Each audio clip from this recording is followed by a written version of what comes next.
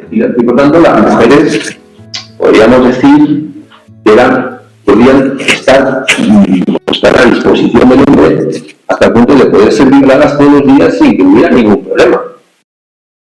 ¿Por qué? Porque era lo normal, era algo que tocaba. Entonces, claro, no se vivía que eran violadas, se vivía simplemente que tenían que ser mujeres a servicio del hombre y, por tanto, buenas mujeres. Entonces, bueno, esto es una muestra del condicionamiento cultural. O sea, lo que a día de hoy el comportamiento de la mujer en la época franquista española hubiera sido definidos o definiríamos como mujeres víctimas diarias, violadas diariamente, y en el hecho conyugal, sin ir más lejos, entonces no. Entonces eso estaba dentro de unos parámetros de normalidad. ¿Vale? Y las propias mujeres lo vivían como normal. No es que tuvieran el cerebro lavado, no, es que la sociedad era esa. Pero no, es que es lo que toca. Es que claro, yo soy una buena mujer y amo a mi marido. Yo me ofrezco a él por las noches cuando quiere y él pues se va a trabajar y él hace sus cosas y a dormir. Y yo normal, tengo que consolarlo y ponerme a su servicio. ¿No? Claro, eso lo vemos a día de hoy, sobre todo lo podéis ver las mujeres. ¿Y qué podéis sentir con esto? Y cosas diferentes, ¿no? Bueno, supongo que si sentimos cosas diferentes es porque algo nos hace que sintamos cosas diferentes y que el espejo donde nos miramos es diferente. Entonces eso es una señal de que fuera están cambiando cosas. En España, lógicamente, cambiaron cosas, afortunadamente, a partir de los años 70, cuando se acaba la dictadura, empieza la democracia y a día de hoy, 50 años después, somos una sociedad puntera, vanguardista a nivel mundial en los derechos sociales, civiles, y eso se ha conseguido en base a una posición en la que hombres y mujeres nos hemos cambiado, ¿no? Y hemos reivindicado y denunciado. Pero también porque eso ha ido, toda la sociedad ha ido cambiando, ha ido modulando. Y bueno, pues es una señal, un síntoma. Decimos, vamos a valorarlo como un síntoma positivo. Ya digo, yo no voy a entrar en si positivo o negativo, supongo que es más positivo. ¿Sí? ¿Por qué? Porque nos permite tener una mayor dignidad, una mayor capacidad de encontrarnos desde una horizontalidad, donde los hombres y las mujeres y las personas de otros géneros podemos colocarnos en una posición horizontal. Eso significa que somos más humanos. Entonces, si ponemos como baremo el concepto de humanidad, el concepto de integración con el resto del funcionamiento de la naturaleza, y por lo tanto nos colocamos en una perspectiva ecológica, podemos afirmar que esos cambios se acercan más a esa dinámica ecológica. Pero al mismo tiempo nos damos cuenta de que está habiendo una serie de fenómenos sociales que van inicialmente en contra de esas tendencias. Y como sabemos que ha sido y está siendo pues toda la realidad virtual.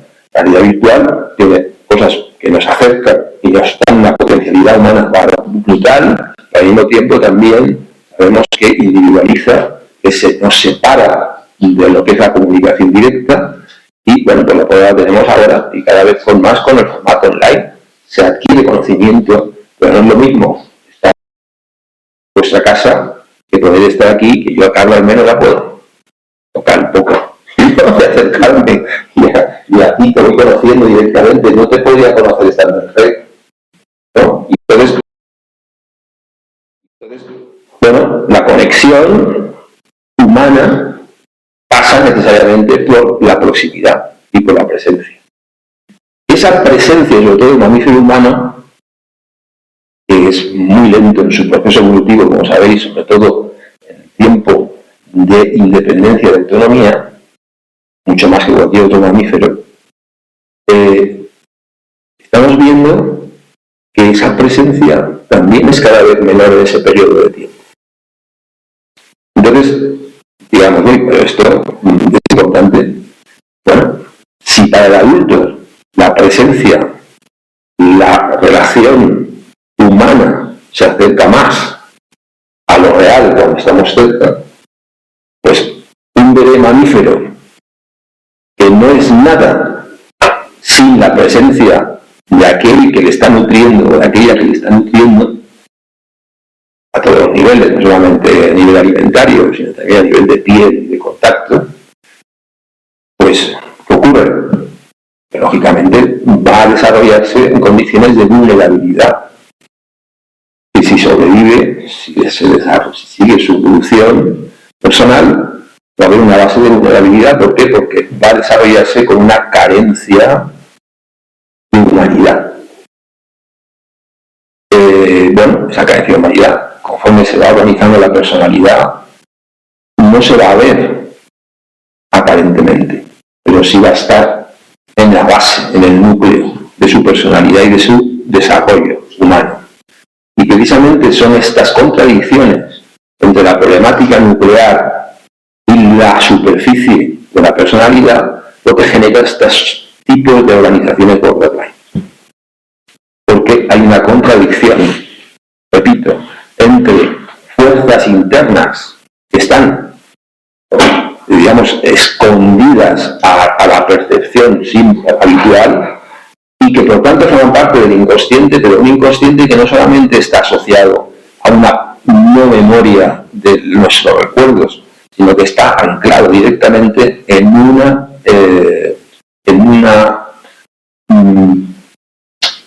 articulación corporal. Es decir, está dentro de nuestro ser, es cuerpo. ¿Es cuerpo por qué? Porque, repito, nuestro cuerpo, nuestro desarrollo psicosomático se ha visto mermado por esa carencia de afecto, de presencia de calor y de hielo. Bueno, eso es algo que es evidente, que muchas teorías actualmente dicen, no es algo que sea propio ni que no se identifique específicamente. A partir de ahí sabéis que surge y se desarrolla, y actualmente se trabaja mucho sobre la teoría del apego, y bueno, por tanto tenemos muy claro la importancia de ese primer periodo de tiempo en la organización de personalidad del ser humano. Recordamos que en la época de Freud y las primeras generaciones psicoanalíticas, el punto neurálgico en el que se planteaba el origen y etiopatología principal de neurosis y de otros cuadros era el Edipo. De ese cuadro era el Edipo, ¿vale? Entonces el triángulo edípico pues era el centro, y era donde se miraba un poco toda los principios de lo que podría ser nuestra realidad humana posterior, nuestra personalidad humana. Pero progresivamente se va dando importancia a los primeros tiempos de vida. Entonces ya algunas psicoanalistas, curiosamente, o no por casualidad, como Helen Deusch, Helen Dosner, Landam de Groot, bueno, pues van entrando en contacto con las consecuencias de lo que puede ser una primera fase oral, que se llamaba fase oral y se llama, dentro del periodo de evolución libidinal, y cómo incluso esas formas de vida de esos primeros tiempos, esos dos primeros años de vida, podían incluso condicionar la vivencia del Edipo, hasta el punto de que se cuestiona pues, el famoso complejo de castración, digamos, la primicia del falo dentro de ese triángulo, en fin, se empieza a cuestionar una serie de cosas de lo que es la visión original de Freud. Y ahí Rice va participando y va con esa, digamos, como didacta, como psicoanalista didacta en Berlín, empieza también a entrar en contacto con la influencia de las clases sociales en la organización de la personalidad. O sea, de alguna manera, Rice lo que plantea, junto con un grupo de psicoanalistas, entre los que estaba también Erich Fromm, estaban Fenichel, que querían, estaban también condicionados por la ideología del momento, por la ideología marxista como alternativa al naciente desarrollo del nazismo y otras alternativas muy radicales, pues ellos estaban observando la influencia que tenía la clase social, las estructuras sociales en las estructuras de personalidad. Entonces, claro, Rice concretamente empezó a trabajar en uno de los proyectos que Freud inicia, que son los dispensarios de higiene sexual y los ambulatorios gratuitos en espacios donde la gente podía acudir, la gente de la calle, porque normalmente a hacer psicoanálisis pues acudían personas que hay una cierta clase, la clase burguesa. Entonces, bueno, el cambiar el prisma, la atención del público y pasar de una clase social a otra, bueno, hay evidentemente un cambio de perspectiva también a la hora de observar a los pacientes y de tener que atender a esos pacientes. Desde ahí surge, pues, realmente es el principio de lo que luego se llama psicoterapias focales o psicoterapias breves, porque en poco tiempo tenía que haber una serie de resultados que lleva a la investigación de cómo atender de forma puntual y en poco tiempo sin perder la coherencia de los principios analíticos o psicodinámicos. Que sabéis que es una también de mis especialidades, el libro que hay publicado y informaciones al respecto, cómo trabajar a nivel público, a nivel hospitalario, con una serie de herramientas de corte psicodinámico que es una alternativa al psicofármaco actual. Bueno, pero en realidad los inicios de todo esto viene cuando se plantean ciertos psicoanalistas: quiero ver qué pasa más allá de esta clase social a la que atiendo, quiero ir a la calle, quiero ir a la clase, en aquella época se llamaba proletariado, ¿no? Ya de hoy esa palabra también ha desaparecido, cosa que también es otro síntoma, ¿no? Ha desaparecido el concepto de clase social, está desapareciendo. Entonces, bueno, pues este cambio hace que estos psicoanalistas empiecen a darse cuenta de que la forma de relacionarse de las personas según la economía y las redes sociales era diferente, claro, y que las consecuencias también eran distintas, los síntomas, las organizaciones de personalidad eran diferentes. Pero no hay estudios ni publicaciones extensas sobre todo esto. Realmente pues hay algunos artículos, algunos textos, algunas entrevistas, algún libro de investigación que se ha hecho. Entonces eso quedó un poco ahí, quedó ahí. Luego vino toda la contienda mundial y el desarrollo y la evolución de la humanidad durante esta parte del siglo XX muy cruenta. Todo eso pasó a un segundo plano porque había necesidades mayores que cumplir, ¿no? Pero Rais tiene una frase que para mí es lapidaria y que es referente a muchas, nuestra intervención, de nuestra forma de estar, un texto que dice lo siguiente, ¿no? Y precisamente a partir de trabajar de estar inmerso en este mundo, ¿no? De esta nueva forma de abordar la psicopatología y por tanto la terapéutica, rodeándose pues, de lo que ella hablaba de la miseria sexual, del condicionamiento que tenían los hombres y las mujeres por la falta de economía, las diferentes formas de educación que se desarrollaba. Bueno, y a partir de ahí él desarrolla una frase que es evidente que las estructuras sociales condicionan las estructuras personales. Es decir, las estructuras de carácter están influidas directamente por la organización social y por las condiciones económicas y sociales en las que vivimos. Bueno, esa frase viene seguida de una segunda parte que dice: y los profesionales de la salud están atentos porque conforme cambien las estructuras sociales tendremos que cambiar también nuestra forma de visionar las nuevas formas y de poder intervenir clínicamente con esas nuevas formas de personalidad. Eso lo escribe en 1930, ¿vale? También hace casi un siglo. Entonces, ¿qué nos está diciendo? Está diciendo que van a haber cambios sociales muy diferentes y por lo tanto va a haber cambios de personalidad también diferentes. Y que eso tenemos que verlo, ¿no? Bueno, pues esta frase que yo ya en la época de estudiante se me quedó ahí grabada, se me había olvidado, durante algunos años se me olvidó. Y la volví a recordar cuando en nuestro trabajo como colectivo, pues esos 20, 25 años, terminando el siglo, empezamos a encontrarnos con fracasos clínicos muy evidentes, que no estábamos acostumbrados tampoco. Nosotros teníamos una forma de trabajar tanto a nivel hospitalario, a nivel público como a nivel privado, siguiendo pues, con base psicodinámica y con las aportaciones que Reich y algunos colaboradores de Reich hicieron, sobre todo en relación al cambio de setting, a la introducción en el setting analítico del cuerpo en general, voy a hablar del cuerpo en general. Entonces, como pionero de la psicosomática, pues bueno, pues empezó a tener presente algunas características del lenguaje del cuerpo, de la organización de la estructura corporal asociada al psiquismo, de ciertas enfermedades o patologías que eran psicógenas. Bueno, pues ahí se crea todo también un grupo y un movimiento que con mayor o menor éxito sigue sobreviviendo dentro de este epígrafe de medicina psicosomática, de intervención psicosomática. Bueno, entonces nos empezamos a dar cuenta de que trabajando fundamentalmente con psicoterapia profunda, dentro de esta línea psicodinámica, somatopsíquica, psicocorporal, pues había personas con dolencias y síntomas concretos que no evolucionaban.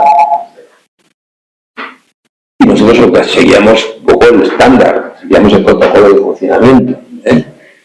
Y incluso no solo no funcionaban, sino que tenían reacciones, pues a veces también de corte psicosomático agudo que no nos esperábamos. Y nosotros inicialmente, supuestamente, teníamos una preparación psicosomática.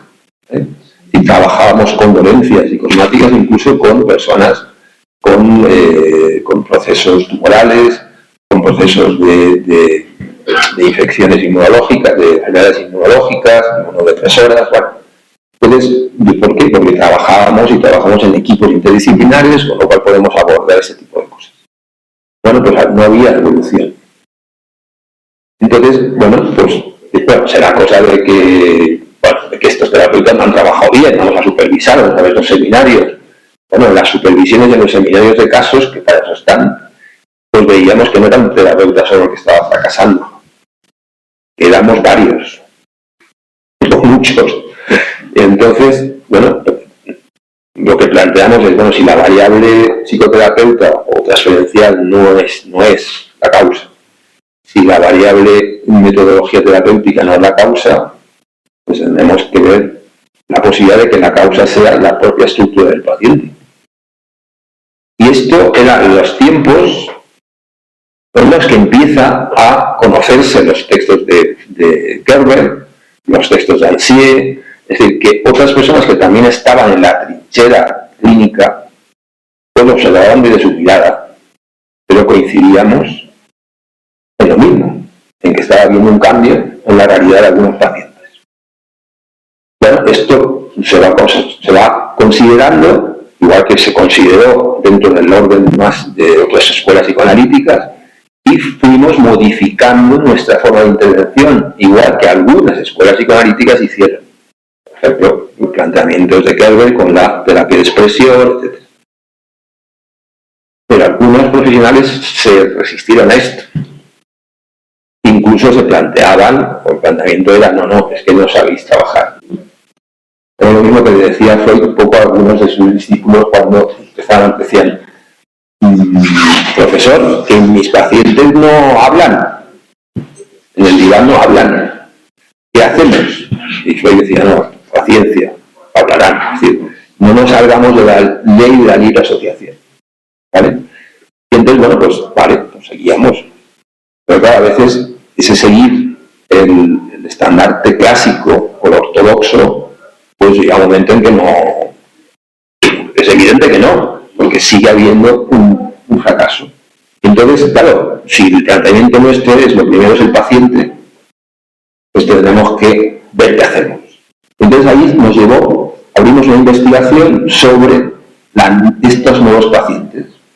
Y estos nuevos pacientes fuimos viendo que tenían unas características que algunos autores estaban describiendo, que Reich había descrito en 1925, y que empezamos a llamar y a definir claramente como estructura limítrofe borderline. Entonces, dentro de las organizaciones de personalidad, nuestra perspectiva, concepto de estructura como patrón de organización básica, empezó a tener tres modelos: el modelo neurótico, el modelo psicótico y el modelo fronterizo y borderline. Y a partir de esa investigación y de modificar, por tanto, ciertas pautas técnicas dentro de nuestro modelo, tanto a nivel de relación terapéutica como a nivel de técnicas, la investigación nos llevó a poder organizar un cierto protocolo de intervención. Y fuimos viendo que ese protocolo de intervención sí que daba resultado con esas personas. Es decir, en la práctica evidenciamos que, y por ahí tengo también un libro que escribí en el 2000, que planteaba la hipótesis que planteaban también otros autores de las autoras, que era que estábamos entrando en una dinámica que era proclive a los nuevos fascismos. Bueno, eso es el lobo, no menos, no puede ser. Eso ya pasó, el holocausto pasó, no puede ser. ¿Qué está pasando, por ejemplo, con Gaza? Sí, no tengo por qué poner palabras porque ya la saben. Nadie puede hacer nada a nivel geopolítico, a nivel no se puede, nadie se mueve. ¿Qué hacemos los que estamos, los ciudadanos de a pie? Bueno, podemos protestar, ir a alguna manifestación, mandar dinero. Pero está ahí, es una realidad que se puede extender, porque si yo doy pie a que un gobernante utilice medios que son similares a los de Hitler de cierta manera, porque se empezó así, como decía May, ¿no? Que dice, en los años 60, estamos recuperando afortunadamente valores humanos que se han perdido en ese periodo de la Segunda Guerra Mundial. Pues volvimos a perderlos. Los valores humanos se están perdiendo. Los valores humanos se basan fundamentalmente en una forma de relación. ¿Y hay más libertad sexual? ¿Por qué hay más libertad sexual?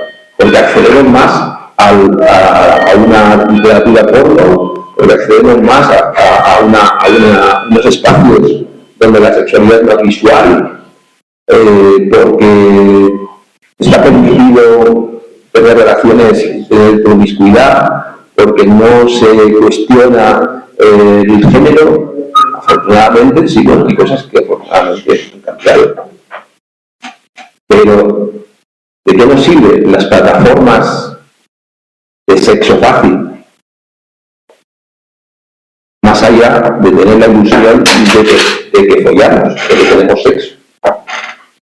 ¿De qué nos sirve? Más allá de tener la sensación de que puedo jugar, de que puedo estar con más hombres y mujeres. Pero precisamente esa ilusión me quita la energía, me quita la pulsión, me quita la búsqueda del amor. En gran medida, porque me conformo y es fácil, alivio la tensión y sigo trabajando y funcionando, sigo distraído. Entonces la sociedad de la distracción, o mejor dicho, la distracción en esta sociedad es otro de los síntomas que condicionan nuestro día a día y que nos sumergen en esa fantasía a la que me refiero, que nos separan de la vitalidad real. Entonces, por tanto a nivel macro como a nivel micro, nos formamos parte y somos cómplices de mantener esa superficie que evita el contacto con el núcleo. Creemos que esa superficie es la realidad. Y al sumergirnos en esa realidad, cada vez perdemos más de vista lo que es el núcleo. Y a nivel individual, vemos un poco el aspecto más macro. A nivel individual, a nivel cotidiano, ¿con qué nos encontramos? Encontramos con cambios en un sistema esencial, que es el sistema familiar. ¿Qué ha ocurrido en el sistema familiar? El sistema familiar, ya Reich en su momento habló, y otros autores, de que el espacio familiar era el lugar donde la ideología dominante se transmitía más fácilmente. Es decir, la forma de relacionarse y de organizarse la familia era el reflejo de lo que era la sociedad, y por lo tanto los valores, el modelo familiar, pues era el que era la mayor educación, ¿no? El que se recibe más que en la escuela incluso. Bueno, a día día de hoy, ¿qué vemos? Vemos que la familia patriarcal ha desaparecido, no hay una jerarquía, no hay un espacio dominante, el hombre, al contrario de lo que era entonces, ha pasado a una situación de crisis y de confusión, ya que hablamos de la crisis del varón, ¿no? La identidad del varón, y la mujer ha ido ocupando espacios laborales, espacios sociales que le correspondían, lógicamente. Entonces, bueno, pues hay una mayor equiparidad, hay una mayor horizontalidad. Los hijos no reciben el varapalo permanente del padre y el autoritarismo del padre. Llevan su dinámica, tienen opciones, posibilidades. Y desde ahí dices, oye, parece que esto pinta bien. Familias más abiertas, ¿no? Más.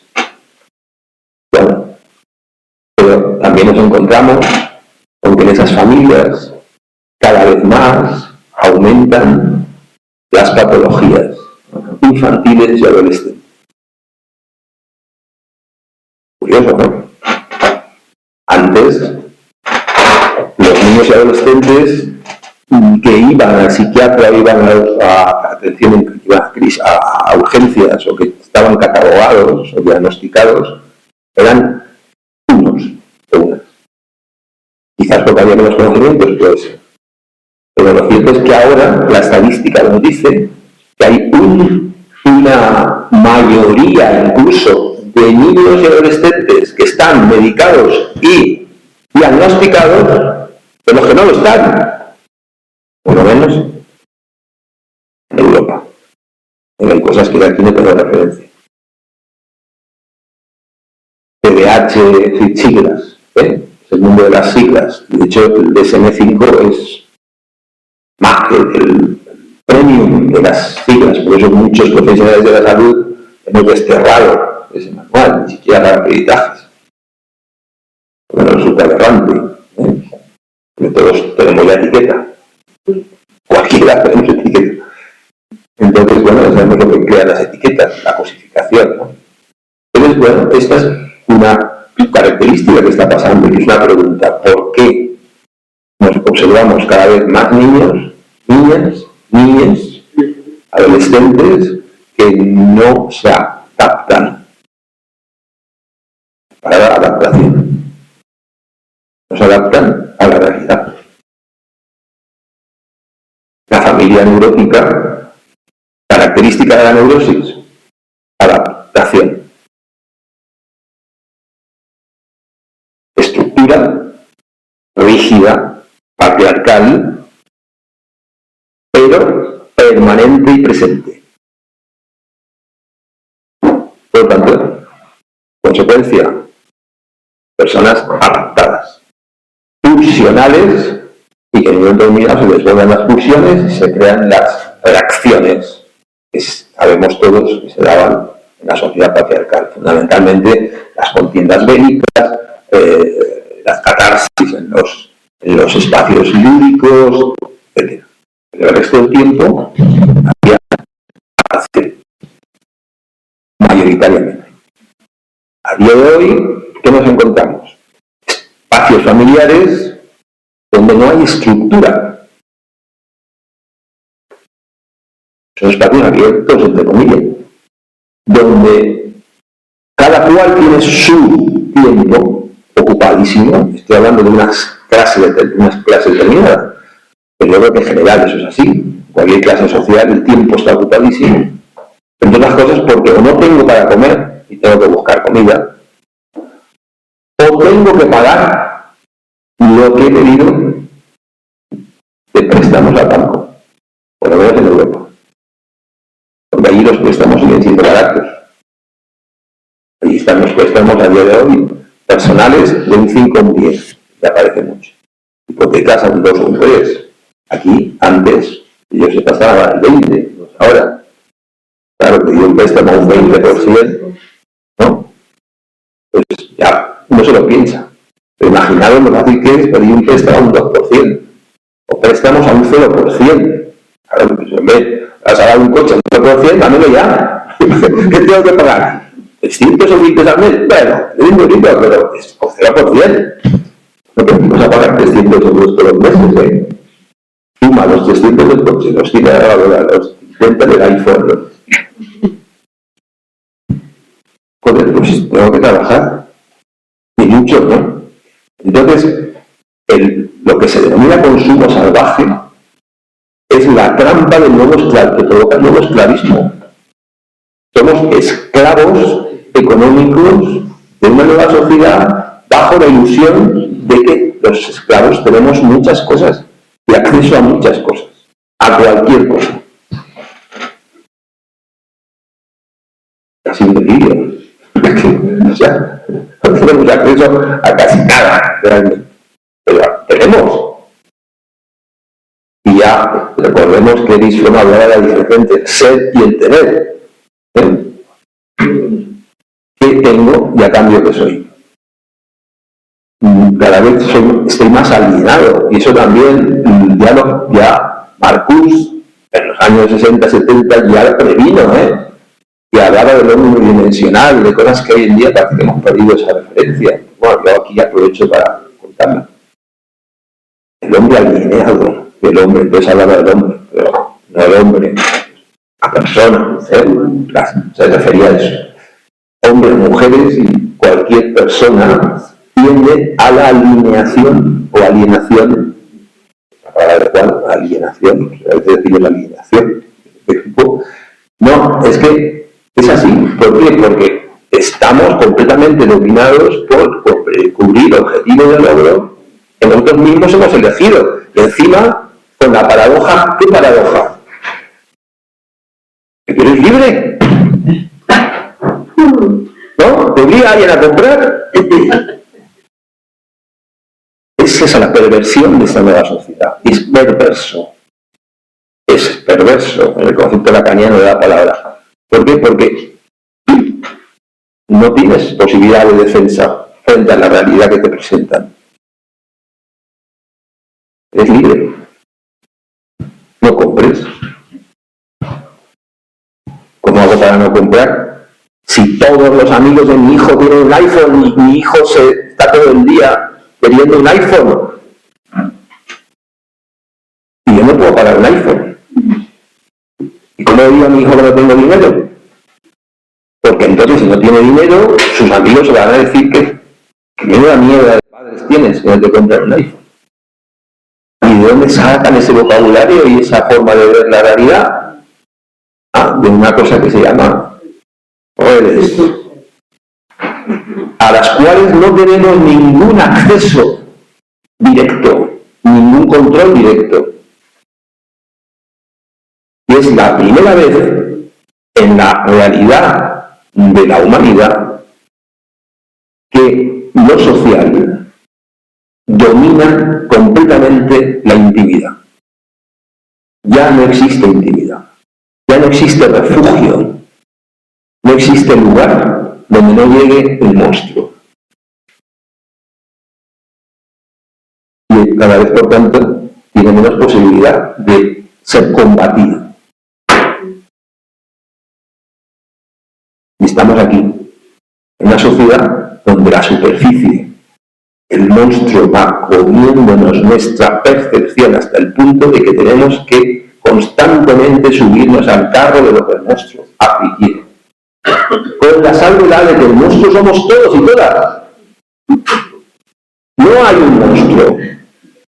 Antes el monstruo era, pues, no sé, era Hitler, era Mussolini, era no sé, era el Macron francés, americano, eran los dictadores, eran los gobernantes. Parece que es Trump ahora, ¿no? Parece que es Putin. No, los monstruos no son estos personajes. Son los personajes que nos distraen. Pero, yo diría incluso, dentro del circo serían los payasos que nos distraen. Por ejemplo, Milei es el payaso honorífico, ¿no? Pero distrae mucho. Y gasta muchas portadas de periódico, y muchos comentarios, y muchos coloquios. Y en Milei se lo pasa bomba, siendo el payaso protagonista. Pero es que tenemos en Ucrania otro payaso, que está llevando a miles y millones, yo diría casi, de ciudadanos suyos a la muerte por una fantasía. No, es que no es él, es Putin. Pero claro, Putin no es un payaso, Putin es un autoritario. Tiene un poder muy claro y muy evidente. Entonces, no quiere un payaso enfrentarse a un autoritario. Para eso necesita todo el resto del circo. Entonces el circo se pone en funcionamiento para intentar hacernos creer que podemos vencer al poder. Entonces, bueno, no entro en esto, yo soy economista y sociólogo, por lo tanto en esto hablo como una anécdota. Pero vayamos a lo que sí que soy especialista. ¿Qué está pasando en esas familias a nivel micro? Que en realidad nosotros y nosotras, como he dicho, tenemos la libertad de actuación. La palabra libertad se utiliza cada vez más. Claro, todo el mundo aboga por la libertad, hasta el propio Milei, ¿no? Es el libertario, soy el gran payaso de la libertad. Pero vamos a ver, sí, ha habido gente que ha muerto por la libertad durante siglos. Ahora, la palabra libertad es sinónimo de monstruo, de la monstruosidad social. ¿De qué libertad están hablando? Esas personas que han, toda la extrema derecha utilizaba la libertad. En España, Vox, el partido de extrema derecha, cada vez está hablando que queremos ser libres. Derrotemos al autoritario de Sánchez. Somos la libertad. Entonces ahora la democracia no es la libertad. El autoritarismo, la base fascista de la libertad. Pero esa es otra característica de la perversión de esta sociedad. El uso del lenguaje completamente instrumentalizado, donde la palabra ya no tiene valor, porque la palabra está completamente usurpada por diversos conceptos que confunden al personal, al punto de que no podemos hacer una cultura con un lenguaje, porque está todo cambiado. Ya no puedes hablar de libertad, porque si hablas de libertad vas a pensar que eres de Vox, de ley, ¿no? ¿Y la libertad para qué? Entonces cada vez tenemos que utilizar más adjetivos o aumentar las frases. No hay una palabra, hay una frase. Tú tienes la libertad para poder robar y para poder mantener un poder completamente genocida.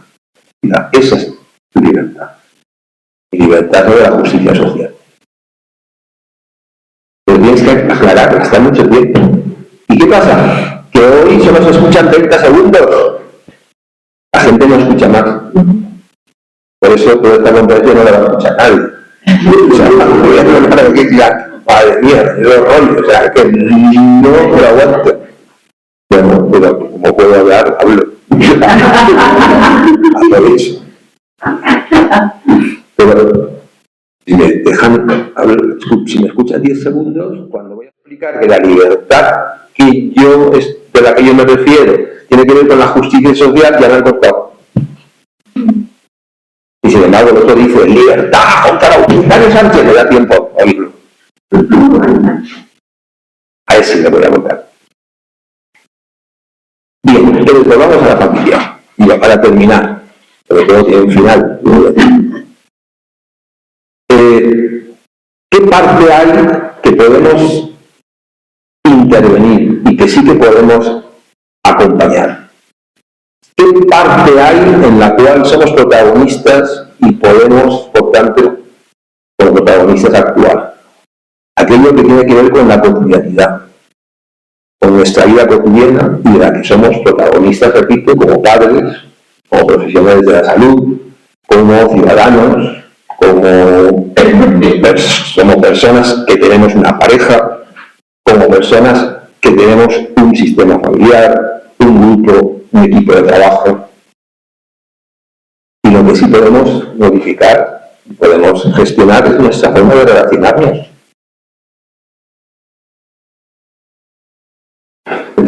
Nuestra forma de relacionarnos.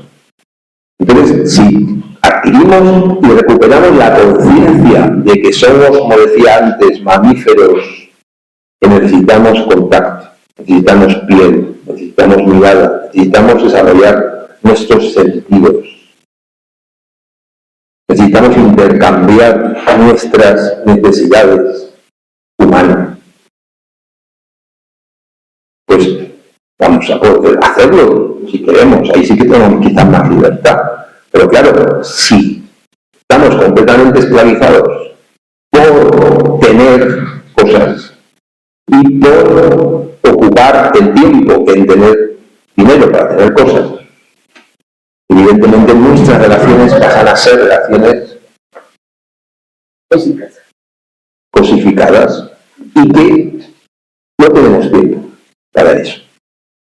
Pero sí podemos tener tiempo porque es muy fácil relacionarnos por la vía virtual. Pero es muy fácil porque en un segundo, 2 segundos tú mandas un mensaje por WhatsApp. Ya estás en contacto, ya estás en comunicación, ya has creado relación. No con una persona, con 50. A Pepita y con esta, en 2 segundos. Ya está. Ya estoy en el mundo, ya estoy en la realidad. Esa fantasía de estar me satisface. Y para aquí no es fantasía, es la realidad, porque yo estoy relacionándome. Entonces, bueno, evidentemente cada vez el monstruo cuadra más las cosas. Tienes tiempo para conseguir cosas, sigues relacionándote, sigues estando en un mundo y encima cubres tus necesidades, pero con muy poco esfuerzo. Tienes sexo. Hace años eso es imposible. Ahora es fácil. Ahora tienes que meterte en una plataforma. Generalmente casi todo el mundo que se mete tiene sexo. Casi todo. De una manera u otra. Pues entonces, ¿para qué vamos a, como he dicho antes, a establecer relaciones amorosas? ¿Para qué vamos a flirtear? ¿Para qué vamos a mirarnos? ¿Para qué vamos a seducirnos? ¿Para qué vamos a acariciarnos? ¿Para qué vamos a plantear un proyecto de compromiso, de pareja y de futuro? ¿Para qué vamos a tener hijos e hijas en un sistema como este que me va a suponer tener 2 televisores en vez de 1? Porque cada hijo mío va a querer tener una habitación y voy a tener que trabajar más. Pues tengo un hijo en vez de 4. No digo que sea, repito, no estoy valorando, no digo que sea mejor o peor, pero son consecuencias. ¿Para qué voy a crear pareja si puedo tener relaciones con muchas mujeres? Eso lo he oído yo a gente conocida, que me interesa, y mujeres, decirme, ¿para qué voy a engancharme ahora con un hombre? Tener que ahí aguantar a un tipo al lado mío. Sí, hago así y tengo. ¿Pero para qué tienes? Hay un contrato, pues ya está. Yo voy con mis amigas, voy con mis perros, porque eso sí, perros y perras, en el buen sentido de la palabra, animales, perros y perros, muchas. Además, la mascota es otra particularidad de esta sociedad. Acordaros de una vez, en la historia, no hace mucho tiempo, un señor dictador, que supongo que sabéis quién es, que hizo la revolución y como no había para comer, hizo un decreto que fue buscar todas las mascotas que encontréis para dárselas al pueblo. Desaparecieron todas las mascotas, se las comieron. Porque la gente no tenía para comer. Como Mao Zedong. Cuando llegó al poder, se fue descrito, porque veía que la gente se moría de hambre y estaban los perros y dándole de comer a los perros, o no sé, participando de alguna manera, y dijo, ¿qué dices? No, primero somos las personas, vamos a comernos a los perros. Y esto me va a hacer, según la ley de protección animal, estoy ya en la cárcel con esa cara aquí. No estoy diciendo que haya que matar a los perros, qué cosa. Pongo un ejemplo histórico, pero sí que les enseña ese ejemplo histórico una cosa, que es muy caro alimentar las cosas. Y llega un momento en que como no puedo alimentarla, la abandono. Porque, oye, porque puedo. Entonces, tengo a mi mascota que me da calorcito, me distrae, saco a pasear, tiene relaciones. No tengo hijos porque tengo mascota. Y es muy fácil, cuando me canso, no puedo, no tengo, pues oye, al final dono a alguien, te doy a alguien, no. El hijo más difícil hacer eso. ¿Verdad? Entonces eso forma parte de esa dinámica del no compromiso. Porque en realidad no se me permite comprometerme.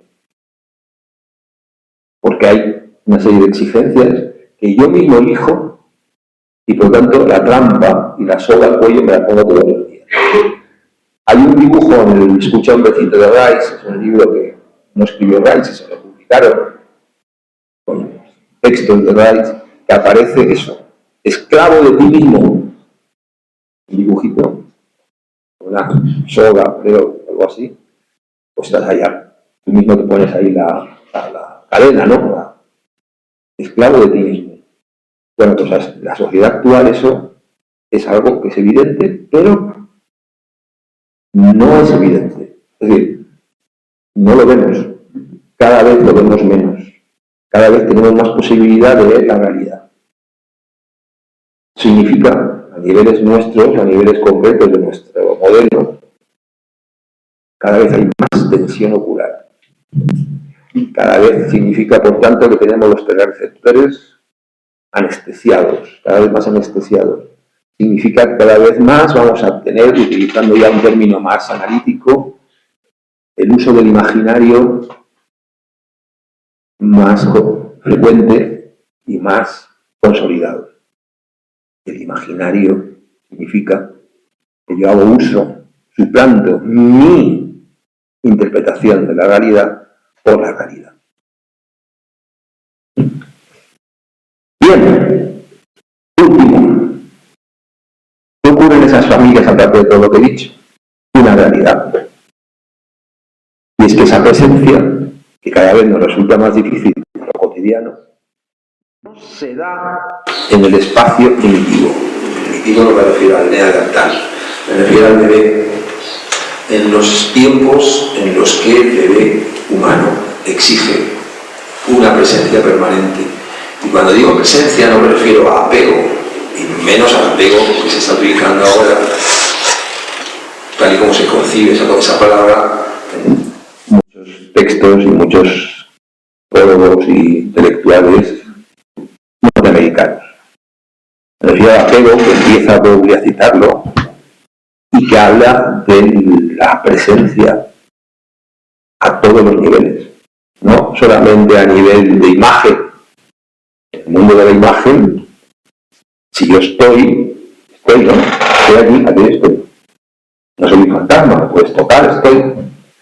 Yo estoy digitalmente, como ahora en la red me estáis viendo. Pero analógicamente, es decir, ¿qué transmito?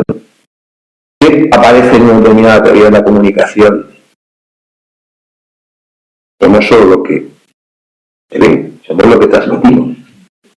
Y esa transmisión es sutil, esa transmisión en el fondo se mueve energías neurovegetativas, energías viscerales, energías instintivas, que implica que yo estoy con alguien a todos los niveles, como imagen y como presencia afectiva, como presencia que transmite afectos y que percibe las necesidades del otro, que interactúa, que empatiza, por utilizar la palabra más comercial.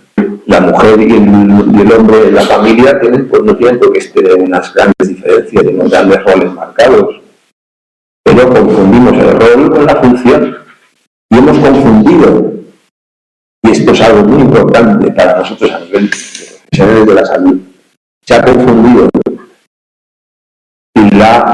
el empoderamiento de la mujer a nivel social con la evitación de la función de la maternidad. Entonces, eso es un equívoco, un gran error, porque si no hay función materna, no hay mamífero humano. Y si no hay mamífero humano, hay robots.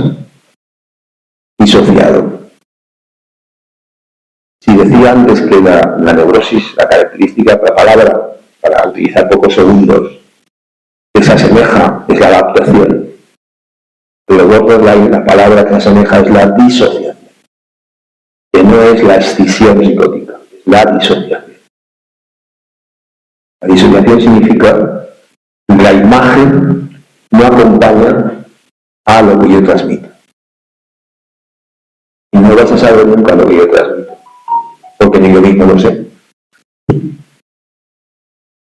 Pero pues esa es la característica principal de la organización borderline. Ese es el drama, ese es el sufrimiento. El neurótico, el sufrimiento neurótico era su rigidez. Digo era porque cada vez hay menos, como decimos cada vez algunos más. Es la rigidez, es la compulsividad, es el no poder salir de nuestro patrón de conducta, es el estar esclavo de nuestro carácter, de nuestras tendencias, porque nos hemos adaptado a unos espacios que nos han forzado a ser de una determinada manera. Pero el neurótico tiene la posibilidad de darse cuenta de ese drama, de esa contradicción, vive constantemente en la angustia de la existencia. La estructura borderline, tal consecuencia de la organización del nuevo sistema, el drama suyo, que es el drama de todos, es que no somos conscientes ni siquiera de nuestras necesidades reales. Nos hacen crear esas necesidades. Nos dicen cuáles son esas necesidades y nosotros las asumimos, las internalizamos y disociamos de las que son las necesidades reales. Pero eso tiene un origen. El origen está en el periodo, en el tiempo en el que se organiza la interrelación entre el sistema básico del cerebro reptiliano, instintivo, con el sistema límbico emocional y con el sistema cortical racional. Es decir, que los llamados por Macri, los tres cerebros, se van integrando paulatinamente a lo largo de unos años. Integrando significa interrelacionando, significa cohesionándose, y a la par, como consecuencia de eso, se van interrelacionando todos los sistemas de la estructura humana. Sistemas involuntarios, sistemas orgánicos, los sistemas fisiológicos. Entonces, bueno, hay una cierta coherencia. Cuando se produce esa disociación, necesariamente yo tengo que dejar a un lado la parte más profunda de nuestro cerebro, la parte que se llama reptiliana, instintiva, y me centro fundamentalmente en lo cortical. Paso a ser un córtex viviente, que de vez en cuando se escapa alguna parte límbica, alguna necesidad afectiva, alguna necesidad pulsional que tengo que satisfacer, pero separada del instinto humano, de nuestra realidad humana. Lógicamente eso supone un aumento de sociopatías y de psicopatías. Eso es la realidad actual. Normalizadas muchas de ellas, pero son sociopatías. Esa es la nueva normalidad, la sociopatía. Y las psicopatías pues aparecen de vez en cuando. Entonces, bueno, esto es lo que podemos aportar, significa. Vamos a tomar conciencia de que los orígenes, una de las causas de todo esto, está a nuestro alcance. Tenemos que empezar a mirar las necesidades del bebé mamífero y cómo acompañar ese bebé mamífero los años de vida que forman parte de su proceso de desarrollo. Tenemos que velar por ese proceso de desarrollo, tenemos que invertir en ese tiempo, no en otro. Si estamos preocupados por la igualdad social, por la justicia social, por la regulación del ser humano, por el respeto de los derechos sexuales, por acabar con la violencia sexual, tenemos que fijarnos en ese periodo de tiempo. Y ese periodo de tiempo no pasa por hacer más escuelas gratuitas por parte del Estado para que vayan desde los 40 días a estar protegidos. Pasa por invertir en los sistemas familiares. Y no significa, familia no significa familia cerrada autoritaria. Estoy hablando de un espacio matriz. El ser humano necesita matriz. Necesita un espacio de seguridad, un espacio de acompañamiento, un espacio protegido. Y no hay espacio protegido si no hay economía. Si no hay dinero para poder mantenerse y mantener ese espacio, esos años. Y si yo tengo un hijo o una hija, en ese momento yo tengo que estar cubierto por el Estado para poder satisfacer las necesidades de ese niño o esa niña, como pasa en algunos pequeños lugares, como los países nórdicos, que son poca gente, hay mucho dinero y tienen conciencia, más conciencia de lo que es la humanidad, aunque haya un índice de suicidios también muy alto, paradójicamente, pero es por otros motivos. Entonces, esto es lo que podemos hacer. Nuestra mirada, como profesionales de la salud, como padres, quienes lo somos, o como madres, como ciudadanos, es reivindicar una cultura del cuidado, pero del cuidado desde el principio de la vida. ¿Para qué quiero yo cuidar a las mujeres víctimas de violencia de género si yo no entiendo que esa victimicidad y ese verdugo viene porque a su vez no ha vivido un calor humano, tiene una base sociopática que cubrir, y la cubre con lo primero que encuentra, lo primero que puede? Somos víctimas todos de una ausencia cada vez mayor, de una atención y de un calor de los primeros años.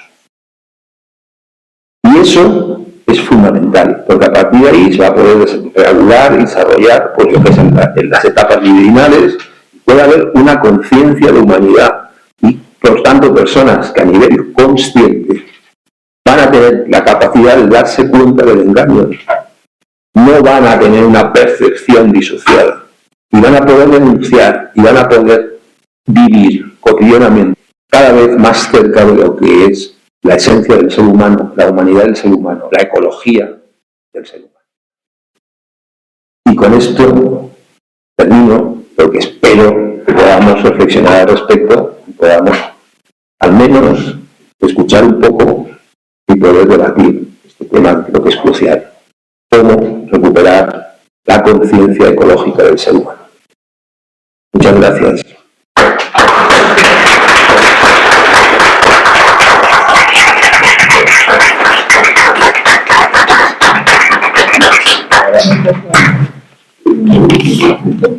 Pues muchas gracias, Javier, es interesante, ¿no? Muchos temas que se tocaron en esta plática. Pues me gustaría que pudiéramos pasar a las preguntas que ustedes tengan o los comentarios que quieran hacer. Lo único que les pediría es si pueden acercarse, levantar los micrófonos, porque no tenemos delante, para que nos puedan escuchar las personas que están en línea. ¿Sí? No sé si alguien quiere comenzar.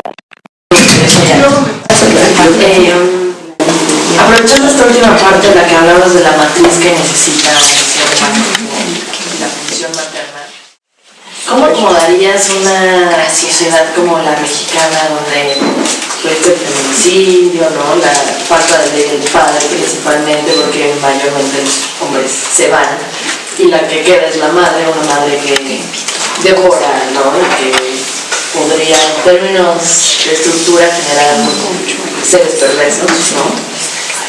¿Cómo lo acomodarías o qué dirías al respecto?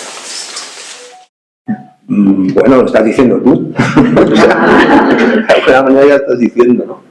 No, ya os he dicho que yo no ni tengo una bola de cristal ni soy un sabio así intercultural, y que cada lugar tiene una idiosincrasia. Yo estoy hablando de temas que creo que son genéricos y que cada vez van a ser más globales, porque estamos en una globalidad cada vez más amplia, pero hay cosas que desconozco, ¿no? Entonces, sois vosotros mejor que yo quien puede responder a esta pregunta, porque estás hablando de México y claro, yo no sé, yo conozco un poco, pero no soy quien para hablar de ello, ¿no? Ahora, lo que sí que es cierto es que la forma de vivir las relaciones humanas en las atmósferas de los ecosistemas esenciales, que son sobre todo la familia y la escuela, es donde se nutre ahí el futuro humano, el futuro adulta, según cómo se articula, tiene unas consecuencias u otras. Entonces, lo que tenemos que plantearnos es, más que lo que está ocurriendo, ser un poco utópicos, en el buen sentido de la palabra, y decir, bueno, ¿cómo podríamos hacer? ¿O qué se podría plantear para de otra manera? Entonces, claro, en los espacios donde, como tú dices, el padre no está, pues claro, lógicamente la madre tiene que hacer que funcione, que no le corresponde. Pero es que a día de hoy va a haber muchas mujeres que te van a decir que eso está muy bien. Porque, ¿para qué queremos al hombre? Si nosotros podemos hacerlo. O va a haber hombres que te van a decir, bueno, claro, que yo como hombre puedo también ejercer esa función materna para que y podemos juntarnos los hombres y desarrollar y crear una familia. Y a día de hoy todo eso está ahí. Y está bien que ese diálogo se abra, esas nuevas organizaciones puedan plantearse. Pero lo que yo estoy aquí manifestando es que no podemos olvidar las leyes de la naturaleza, que van más allá de la ideología y van más allá de los pensamientos y de lo que queremos. Hay unas leyes que hemos olvidado y el ser humano forma parte de la naturaleza. Entonces tenemos que pensar, reflexionar, y para eso implica un discurso interdisciplinar. Yo no lo sé todo. Y bueno, ¿cómo podemos recuperar esa humanidad que cada vez está más perdida? Y a nivel de familia, como tú dices, ¿cómo podemos organizar familias o tribus, espacios tribales, hay que llamarle, de familias abiertas, donde realmente podamos vivir dentro de un respeto y de una solidaridad, apoyando y cubriendo las necesidades de cada nuevo ser que viene a este mundo? Porque va a ser la sociedad del futuro. Esos nuevos seres van a ser la sociedad del futuro. Por eso, desde hace unos coincide que desde que empieza ese proceso de educación de la mujer, con de 40 o 50 años, cambia el sistema familiar y estamos en una nueva sociedad. Esa es la única causa. Digo que ha sido una variable que no hemos controlado, no hemos comprendido y hemos confundido. Y yo creo que está bien hacerse una autocrítica. Yo mismo he participado en esa contienda de apoyo a la liberación de los derechos de la mujer, etcétera, y de los niños, etcétera. Pero a veces esas contiendas luego nos hacen, igual que pasó o ha pasado en el cínico, que decimos, no, algo estamos haciendo, algo falla, no corresponde esto que estoy haciendo, no estoy trabajando bien, no estoy educando correctamente, esto no, algo pasa. Entonces tenemos que hacer revisión, igual que hacemos revisión clínica de nuestros pacientes, hacemos revisión de nuestros sistemas familiares, de nuestros sistemas sociales y nuestras ideologías. Nuestra ideología a lo mejor está errónea en este momento, a ciertos niveles confusa. Y eso es lo que estoy planteando. Ahora, concretamente, pues yo te puedo responder a esa... Tú lo sabes, puedes decir lo que quieres.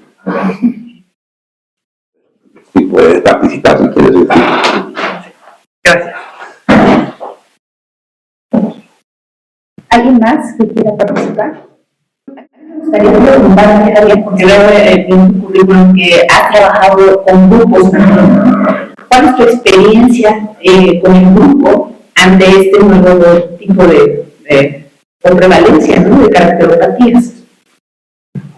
Bueno, te agradezco la pregunta porque podríamos estar otra conferencia nueva hablando de esto, porque si los grupos ha sido una de mis, y sigue siendo una de las facetas clínicas que tengo. Sigo trabajando en grupo y con grupos, tanto de índole más psicosocial como clínico, con gente que está haciendo psicoterapia, y combinamos entre la individual con las sesiones del grupo, ¿no? Y entonces, ¿por qué? Porque incluso a nivel de preparación y de formación del profesional, yo desde hace mucho tiempo manifiesto y sigo manifestando que la experiencia del grupo es fundamental.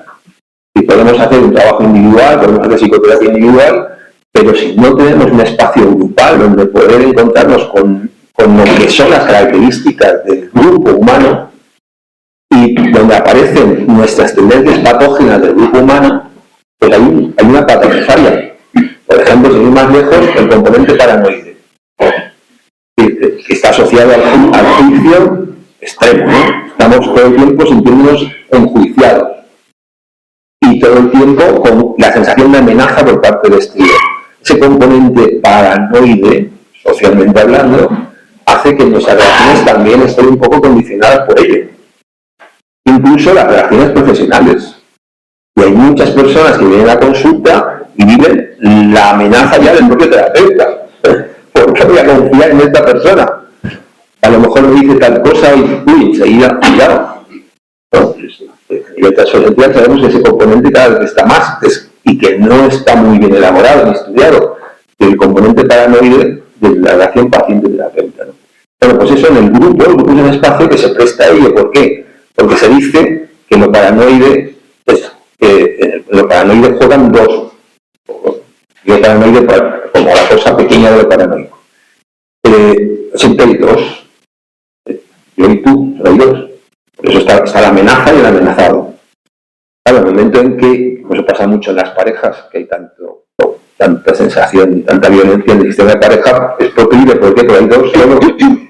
Claro, si tú abres y en vez de haber dos, que son el terapeuta y el paciente, o es la pareja, o es la diada ama bebé, o es la diada papá de niño, pues le falta uno siempre, que es lo que tú me ibas a decir. No lo mismo la diada que el triángulo. Claro, el grupo lo abres ese diálogo, ¿y qué pasa? Que hay más de uno que tiene todo el opinar, que dice, que te ve, que habla, que te dice cosas a ti. No solamente hay uno que lo dice, es que lo dicen 10. Es que hay 10 que dicen, oye, que esto, ¿qué pasa con esto? Bueno, si me lo dicen 10, y ahí ya voy a empezar a dudar un poco más. Pero y el diálogo, que da la posibilidad de aceptar el conocimiento y la realidad, evidentemente siempre va a ser mucho más funcional en un espacio grupal que en un espacio individual, hablando de dinámicas sociales. Entonces, lo que son las leyes sociales se abordan en el grupo mucho mejor. Ahora, las leyes de la intimidad, que siguen siendo diferentes, son necesarias en un espacio individual, derivado. Pues la combinación de espacio social y de espacio de intimidad permite organizar estructuras donde se trabaja la intimidad y lo social. Pues creo que es fundamental, incluso a nivel de formación.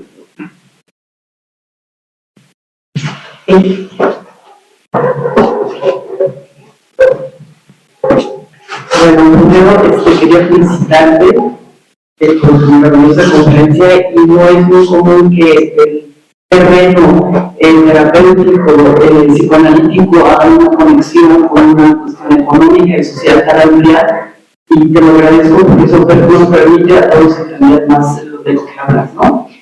Tú hablabas que la familia tradicional, conservadora y patriarcal permitía, si bien es nocivo en muchos aspectos, lo que permitía al sujeto es tener una estructura fija, que le brindaba seguridad, y que este cambio, de pronto, que se permitan dos mamás y un papá, o dos papás y una mamá, y todo esto ha generado grandes problemas así que de los niños.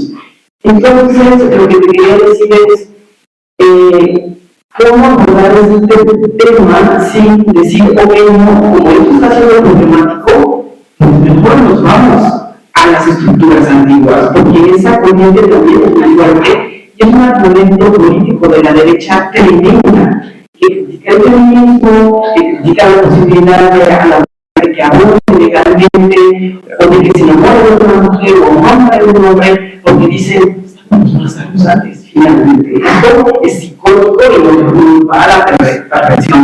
Entonces, es un mismo. Entonces, que hablaran un poquito de eso. Y la segunda comentario pregunta es ligado a lo que ella hablaba de la importancia del grupo. Si esta problemática también está ligada a que la familia patriarcal con varios hermanos era también un grupo. Y era también una manera o sea, el aspecto comunitario y las familias más grandes nos permitían eso, ¿no? Porque tienes muchas formas, muchos vínculos, no solo tu mamá y tu papá, sino todos tus hermanos. Y ahora con todo esto de que las familias son pequeñitas, o si es que existen, ¿no? O solo son una pareja, nos reduce ese ámbito social, comunitario, que también es una fuerza, yo diría, una potencialidad, una posibilidad de acompañamiento y de seguridad para el ser humano. Entonces, estos dos aspectos. Gracias.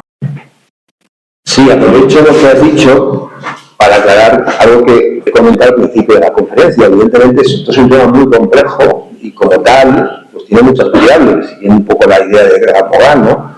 Entonces, necesitaríamos diversos incluso especialistas de cada cual un poco hablar de todo ello.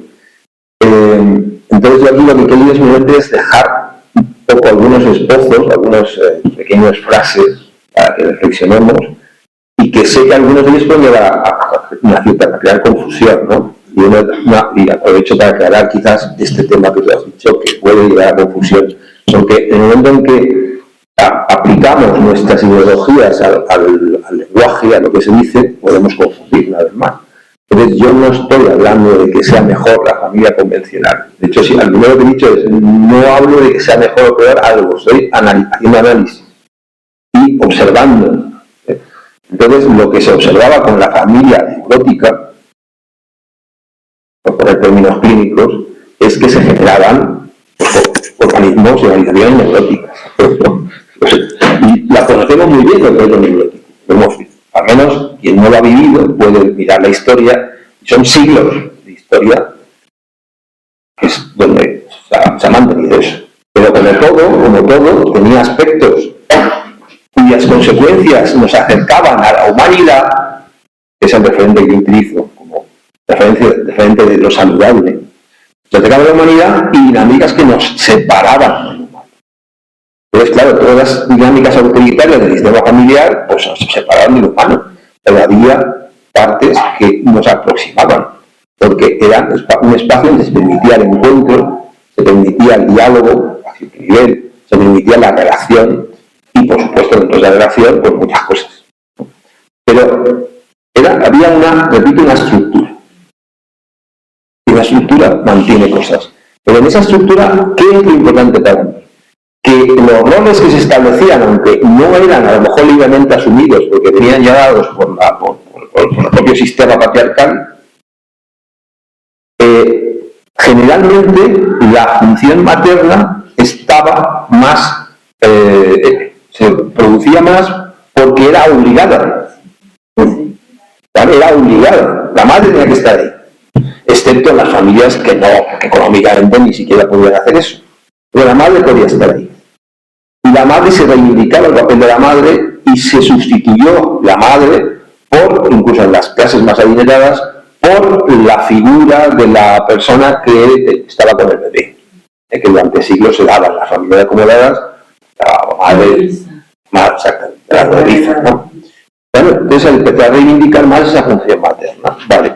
Entonces, bueno, ahí ya era una cuestión subjetiva, porque dependía de si la madre no solamente hacía la acción obligada, sino que también era voluntaria. Pero si lo hacía por obligación, ¿para qué me sirve una madre? ¿Para qué me sirve una madre que esté ahí presente, que dé el pecho? Volvemos a lo mismo, a la falta de transmisión. Ahora, existían más posibilidades, al ser obligado, de que la madre pudiera elegir algo que formaba parte de su instinto. Porque ese es el punto. Y como mujer, existe un instinto, aunque se cuestione, y hay feministas que se cuestionan el instinto maternal, me parece muy bien que se cuestione, pero es innegable. Porque si no, no habría mamíferos. El instinto maternal está. Que no lo sintamos y cada vez se pierda más esa conexión, planteémonos por qué. Pero la función materna es una función que hay que reivindicar como exquisita y que hay que cuidar. Ahora, me puede decir alguien, bueno, pero es que también esa función materna, pues hablo de función. Y no de rol. El rol es lo obligatorio. La función es lo que cumple un objetivo que se acerca a lo saludable y al instintivo. La función materna, ¿por qué no la puedo cumplir yo como hombre? Digo, bueno, claro, tú puedes tener tus afectos, tú puedes tener tu espacio maternal. ¿Por qué no? Yo como hombre puedo ser femenino, puedo tener una función materna con un paciente incluso. Pero va a ser lo mismo. Lo que tenemos que preguntarnos es por qué tenemos que invadir o apoderarnos o no reconocer las funciones humanas. ¿Eso lo dice la derecha? No, la derecha no dice eso. La derecha dice, vamos a mantener una familia autoritaria, donde el hombre domine a la mujer, donde la mujer se deje dominar y domina a los hijos. Que pueda una persona con una ideología de derecha decir lo que a lo mejor no decimos nosotros progresistas, y es que estamos entrando en esa confusión de funciones, en esa disociación borderline, donde podemos equivocarnos para no saber poner las piezas en el lugar adecuado. Alguien de derecha lo que hace ahora, esa parte vaya a escuchar, porque es escuchable, lo otro no, porque ya sabemos las consecuencias que ha tenido la sociedad convencional y la familia convencional y patriarcal. Ya sabemos lo que ha supuesto. Ha supuesto sufrimiento, la barbarie y la esclavitud del ser humano, sobre todo de las personas más débiles. Pero es que ahora tenemos la posibilidad, realmente en esa apertura de conciencia, de ser coherentes y de reconocer y de buscar y plantearnos aquello que puede ser más cercano al instintivo de la ecología, a la línea de lo ecológico. Eso es lo que yo planteo. Entonces, bueno, pues simplemente no dejemos que la ideología esclavice aquello que puede ser proclive para el ser humano. Que a veces puede acercarse a lo que pareció lo convencional, bueno, pero es que no tenemos por qué renegar del pasado. Hay cosas del pasado que pueden ser muy válidas, damos vestidos, ¿no? Y nos abrigamos y, no sé, alguna cosa del pasado puede servir. Seguimos cultivando, en vez de tener que comprar, hacer todo transgénico. ¿Por qué no va a ser positivo el cultivo y facilitar el cultivo natural? ¿No? ¿Y por qué no podemos recuperar lo que tú has dicho? La conciencia de lo colectivo, el pueblo, no tanto la familia numerosa, sino el concepto de tribu. Hay un colega nuestro que escribió hace un tiempo un libro que se llama A favor de la tribu, el compañero Jaime Rey, y ahora saca otro libro precisamente trabajando también sobre el tema este de borderline. Lo presentamos hace poco. Vamos a convertir la familia cerrada en una familia abierta, una familia tribal, pero en la tribu hay funciones. Y en la tribu, cuando nace un bebé, hay una persona, incluso un grupo que se dedican a eso, a estar ahí cuidando. Y luego pasa, las funciones son eso, funciones temporales, para cubrir algo, un objetivo concreto, que tú eliges, además, que tú realmente eliges. Y por tanto, como no eliges, no te sientes ni esclava, ni te sientes dominada. Ahora, ¿por qué perdemos o estamos perdiendo esa conciencia que nos acerca a comprender y a conocer lo que puede ser necesario para esa recuperación de la humanidad? Y ahí entra, lógicamente, la mujer. El hombre también. Porque el hombre, su función es fundamental en ese triángulo, desde el principio de la vida. Y cuando digo hombre y mujer, estoy viendo a género que uno vaya eligiendo. Pero estoy hablando de función, no es el género el que me cuestiona, estoy hablando de la función materna y la función paterna. Vamos a tomar conciencia, si no, ¿para qué queremos? No tengamos, hagamos mascotas, me parece muy coherente. Pero si asumimos un objetivo, vamos a acercarnos a que ese objetivo sea humanizado. Igual que una pareja. Me parece muy coherente que una persona diga, mira, yo no puedo comprometerme, no tengo ganas ni tiempo de comprometerme con alguien, entonces no voy a permitir que mi cuerpo se enamore. Estoy diciendo así. No voy a permitir que mi ser se enamore, porque enamorarse forma parte del instinto. No solo el sexo forma parte del instinto, el sexo es una pulsión. La base del enamoramiento es el amor. Entonces, bueno, ahora si yo no quiero, porque veo que no me puedo comprometer, porque no estoy preparado, porque estoy... Muy bien, tú dices, no te comprometas. Pero date la posibilidad de que eso se produzca, o al menos cuestionate el por qué no te lo permites. Eso es a lo que yo me refiero. Vamos a acercar las necesidades reales de nuestros instintos con la realidad social y con nuestras prioridades cotidianas. Vamos a dejar de disociarnos, vamos a dejar de rigidificarnos. Es decir, no estoy hablando ni de neurótico ni de borderline, estoy abogando por recuperar nuestra humanidad. Y eso va más allá de las estructuras que conocemos. Entonces, es algo que podemos hacer, pero que no conocemos. Como no lo conocemos, pues estoy diciendo, pues el delirio también. Pero bueno, es el mío. Buenas tardes, igual me felicito por la excelente conferencia.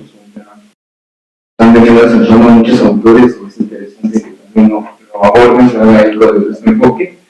Yo también sigo la pregunta de los grupos, me llama la atención porque, bueno, en México ahorita está una tendencia que es que ya se está abogando más por un modelo comunitario en oposición al modelo psiquiátrico, que abrir centros comunitarios de atención mental, en contraposición a los hospitales psiquiátricos que estaban aislados, y la actividad que están haciendo pues, es precisamente a grupos. Me gustaría saber pues, un poquito más como, sobre todo la duración y obviamente pues, no puede uno capacitarse para cuestiones grupales. Y también me surge la duda respecto a lo que mencionaba de qué es lo que ocurre con las personas transgénero, no los transexuales, sino los transgéneros. Me surge la duda, por ejemplo, José María Bernardino me llega a preguntar con maestros, pero decían, pues es una psicosis, es esquizofrenia, porque es una negación del cuerpo de la persona. Entonces, tú eres hombre, tú eres mujer, te estás negando a ti mismo. Es como lo que dice usted de recuperar la humanidad, pues ahí estás negando tu humanidad, estás cambiando, transformando tu cuerpo al transformarlo en algo que no eres. Sin embargo, yo la misma pregunta la hice en otra institución, de la fuente, y ahí la respuesta que obtuve, pues no tiene nada que ver eso, porque no están otros síntomas que son parte de todo el cuadro psicótico, ¿no? Las alucinaciones, entre otras, y también porque muchas veces estas decisiones de cambiar de género se deben más a cuestiones ideológicas. Pero pues sí me surge la duda, y bueno, tengo todavía la duda, más aún porque fueron respuestas diferentes. Pues sí, ¿qué pasa en estas personas? Hay una escisión, hay una disociación del cuerpo, es no sé, es neurológico, border, dosis, ¿qué? ¿Cuál es la respuesta?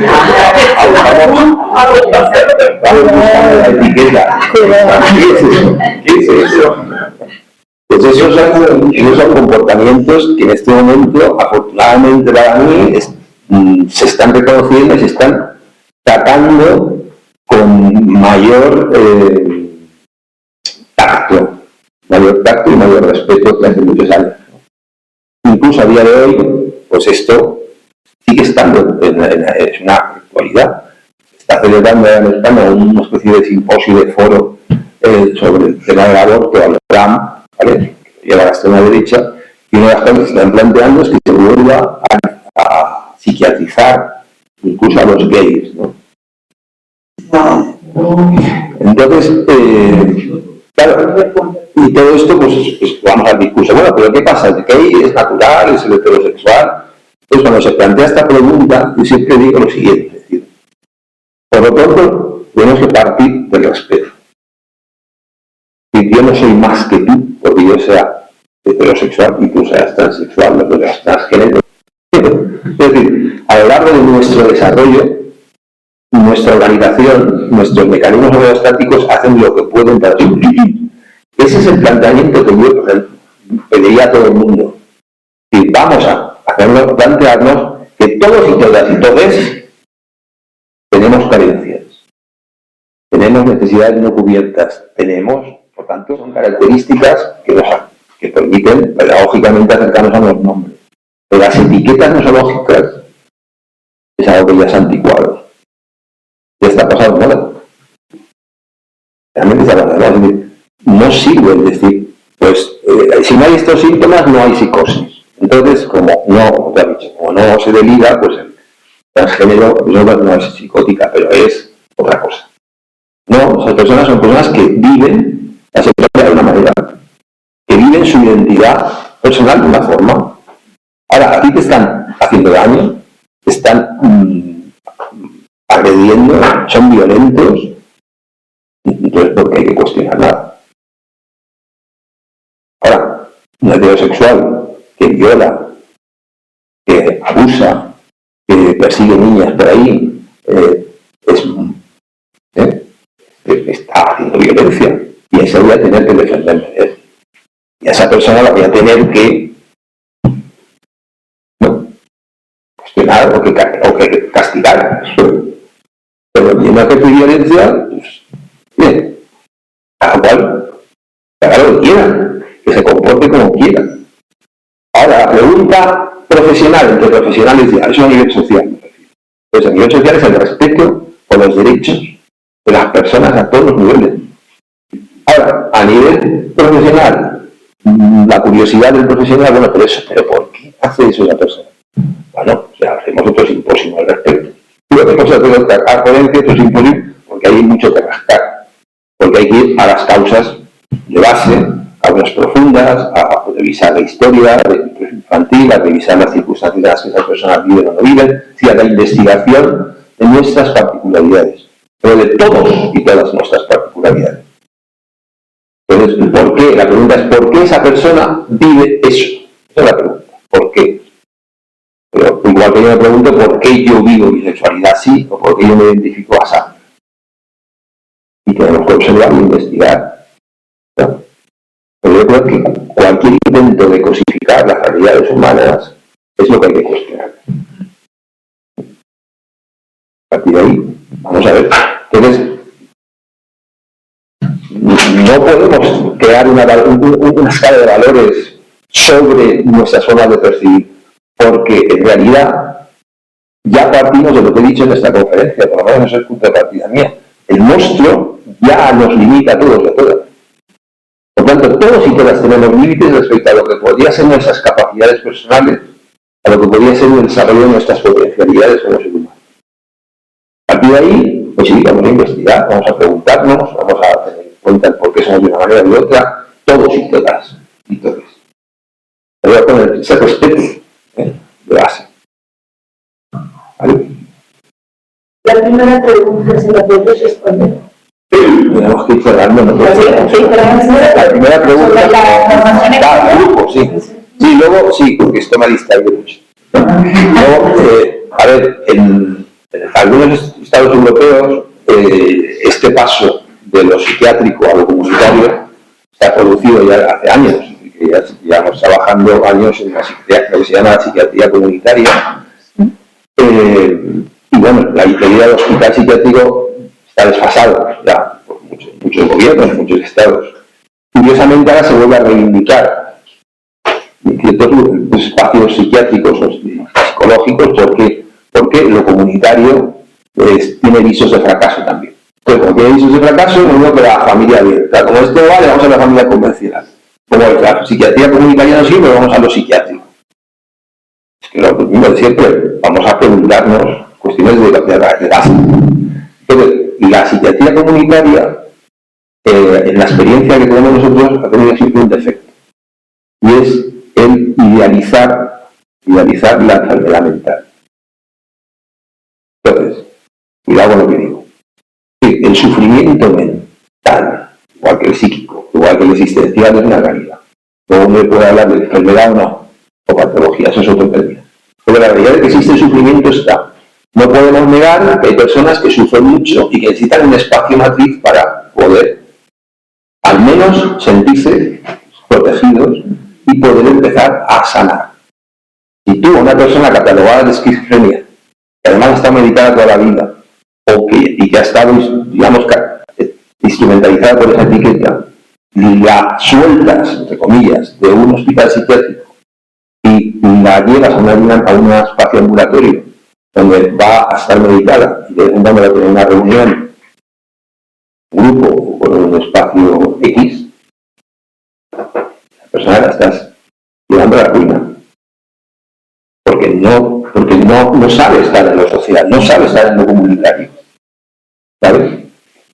Ahora, una persona que ha tenido un diagnóstico de un trastorno compulsivo o una depresión y la has psiquiatrizado, la has medicado y no le has dado ninguna otra opción, pues la has criminalizado, entre comillas. Entonces, no, sal de eso, pasa a un espacio comunitario que es una diferente de la ¿Entiendes?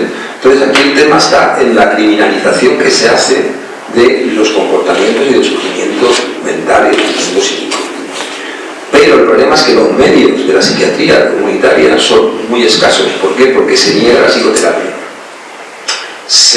No se invierte en psicoterapia y se invierte en un espacio social, un espacio más grupal, más de paso, ¿no? Y ahí también es cierto que se da mucha influencia, mucho protagonismo al psicofármaco. Entonces, claro, invertir en psicoterapia es caro, porque la psicoterapia es cara, Pero es que ni en el hospital psiquiátrico ni en la comunitaria se está invirtiendo en psicoterapia. Ese es el problema. Entonces, incluso en los países modernos, en Europa, no hay inversión en salud mental. No hay psiquiátricos. Solamente hay urgencias y hay ambulatorios. Y luego, pues, si hay en esos ambulatorios, en esos espacios, se hace terapia de grupo, se puede hacer en hospitales, a lo mejor una terapia de grupo, se hace un trabajo de recoger bien, algo, en algunos sitios. Pero eso no es suficiente, porque sobre todo personas que tienen patologías graves son personas vulnerables. Esas personas vulnerables necesitan presencia, necesitan intimidad, necesitan una psicoterapia individual que pueda ir acompañada del grupo o no, pero la psicoterapia individual es inevitable para muchas patologías. Entonces, invertir en eso es caro, porque tienes que pagar profesionales o tienes que tener tu dinero para poder pagar al profesional. Y si yo soy una persona que no soy dependiente, ¿cómo voy a pagar? Entonces voy a lo que me da. ¿Y qué me ofreces? Pues vente a una terapia de grupo una vez al mes, aquí, una vez cada 15 días, y psicofármacos. Y así no se cambian muchas cosas. ¿Por qué? Porque estamos negando las causas, y las causas son primitivas. Las causas primitivas normalmente se pueden modificar dentro de un espacio de intimidad, un espacio de diván. Ahora, si me hablas de sociopatías, si me hablas de trastornos pues más neurotizados, más superficiales, está muy bien el espacio de apoyo, de psicoterapia de apoyo grupal, de trabajo grupal. Y por eso los grupos son tan importantes también, ¿vale?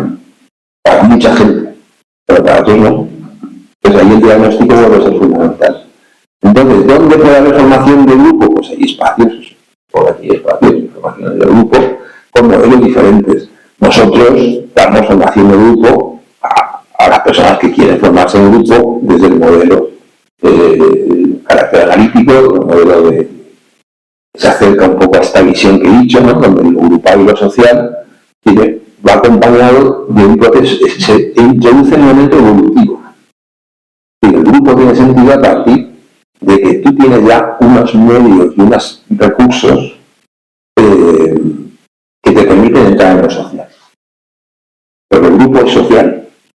Pero si yo no he utilizado, no he recuperado los recursos y las necesidades que yo tengo que cubrir para entrar en lo social, es decir, toda la parte del sistema familiar, toda la parte de intimidad, toda la parte de relaciones infantiles que se reproducen en un espacio de diván simbólicamente, un espacio de psicoterapia individual, yo voy a estar en el grupo sin tener identidad.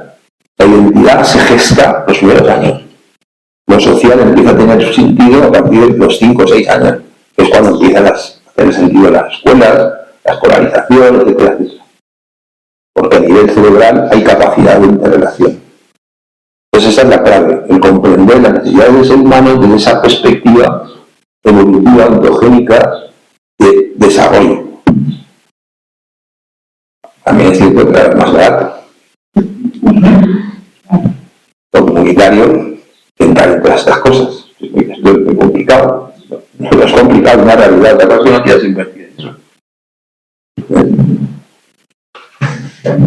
Y pues bueno, estamos aquí en ANDA, justamente la Asociación Psicoanalítica de Terapia de Grupo. Entonces, bueno, aquí justamente hay formación en grupos.